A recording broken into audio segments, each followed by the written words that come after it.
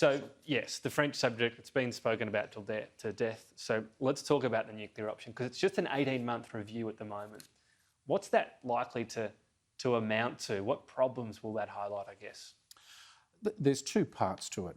I understand that what the government wants in that 18 months is a pathway towards a defined submarine choice.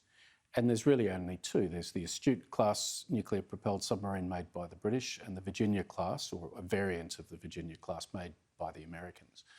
So that's the first thing I would expect after 18 months, is we will know whether it's pick the US or the Virginia UK or Astute. Yep. US or UK.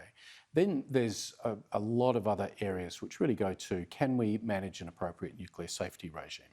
Have we got training in place for Navy, which is going to give us the numbers of crews that we require? Many sort of subsidiary but vital issues which we will have to work out how we're going to be able to do this.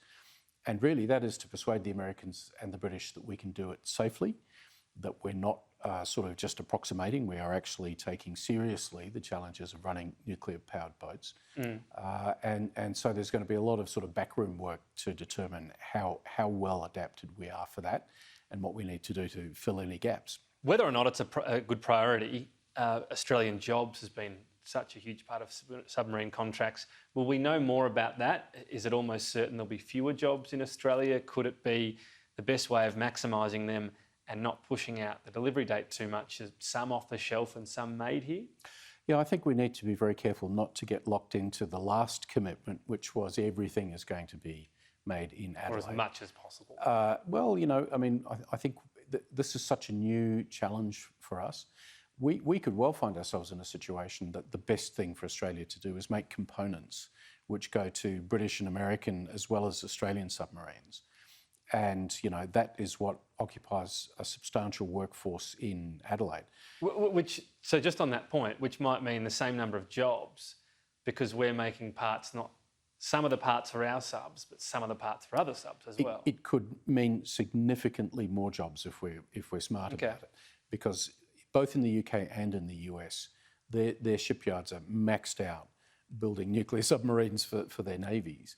Which is part of the reason why you can't just say, grab a couple off the shelf. Yeah, that's right. Right. So the thinking at this stage is that the Americans might actually build a third yard to construct their boats. And I don't see why a substantial amount of that work couldn't come to Adelaide. But this idea that everything has to be constructed in Adelaide, that's just not realistic given the challenges of the technology. Well, which is why way back when Henry Ford got the assembly line, I guess, and this is like almost a global assembly line that we can be a part of, ideally. There's a model, and that is with the Joint Strike Fighter, for which we are making components for all of the air forces using it. And I think if we apply that model intelligently, this could be a real growth for Australia, not just South Australia. So much money and time spent on submarines. Do you think there's a realistic chance they become obsolete? I don't just mean ours, but any. The talk of drone tracking, whether satellite tracking improves as well. Is there a chance that there's a sort of leap in one particular technology and subs lose their best feature, that is them being able to be secret, hidden from the enemy?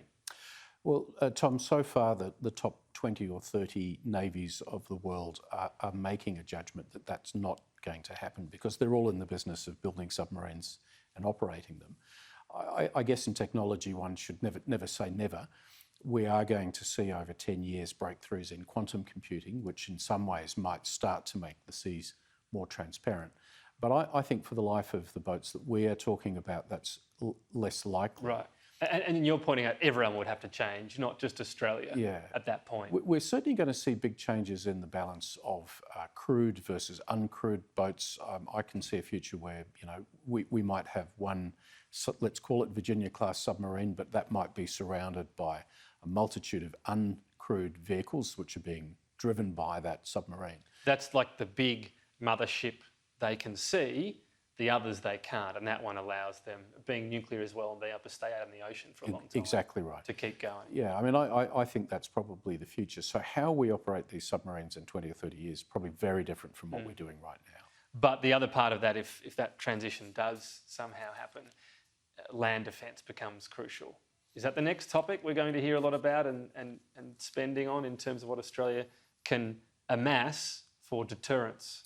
So Tom, what's really happened here is that for the first time since the Second World War, we now have a potential enemy in the form of the People's Republic of China that has the capacity to hit Australian targets with missiles and potentially other technology as well. And that changes a lot.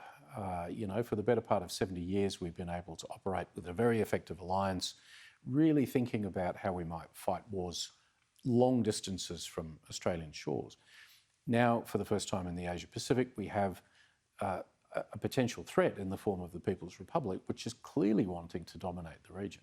And how it's going to do that in terms of the military risks it presents to countries like Australia, which don't support that objective, that's going to require, I think, a rethinking of how we do defence policy. Just something to ponder when we leave this conversation. Peter Jennings, always appreciate your time. Thank you. Thank you, Tom.